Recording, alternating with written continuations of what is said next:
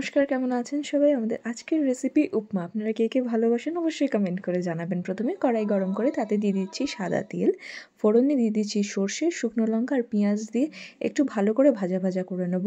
তারপরে এর মধ্যে দিয়ে দেবো কারি পাতা। প্রথমে তেলের মধ্যে কারি পাতাটা দিয়ে দিলে না একটু পুড়ে পুড়ে যায়, ওই জন্য আমি পেঁয়াজটা একটু ভেজে নিই, তার মধ্যে দিচ্ছি কারি পাতা আর ছোলার ডাল দিয়ে একটু ভালো করে ভেজে নিই। ওতে আমি কুচিয়ে রাখা দিয়ে দিচ্ছি, ছোটো ছোটো করে কুচিয়ে নিয়েছিলাম গাজর, সেই গাজরটা দিয়ে দিচ্ছি।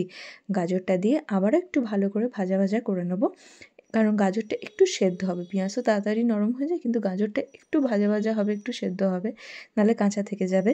তার মধ্যে দিয়ে দিচ্ছি আমি টমেটো দিয়ে একটু নেড়ে চেড়ে এর মধ্যে আমি দিয়ে দেবো স্বাদ মতো নুন দিয়ে আবারও ভালো করে এটাকে বেশ কিছুক্ষণ নেড়ে নেবো। নুনটা দেওয়ার কারণ হচ্ছে যাতে টমেটোটা তাড়াতাড়ি গলে যায় আর সবজিটাও তাড়াতাড়ি সেদ্ধ হয়ে যায়, ওই জন্য নুন দিয়ে ভালো করে নেড়ে নিয়ে এতে আমি 1 কাপ সুজি দিয়ে দিচ্ছি।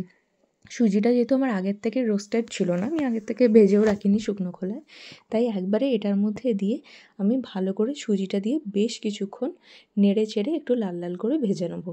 এখানে সুজি ভাজা হয়ে গেলে আমি 1 কাপ সুজি নিয়েছিলাম, 1.5 কাপ, ওই কাপের মাপেই 1.5 কাপ আমি জল দিচ্ছি, দিয়ে ভালো করে মিশিয়ে নিয়ে একটু এটা ফুটতে দেবো।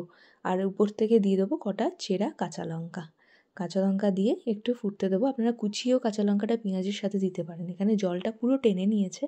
তারপর এটা একটুখানি ঝরঝরে আর নরম, একদম ঝুরঝুরে আমাদের বাড়িতে কেউ খুব একটা পছন্দ করে না, তাই আমরা একটু নরম নরম করে তার উপরে আমি দিয়ে দিচ্ছি একটু ধনেপাতা, দিয়ে ভালো করে একবার মিশিয়ে নিচ্ছি। জলটা পুরো টেনে নিয়েছে, এইভাবে সার্ভ করতে পারেন, খুব সুন্দর লাগবে।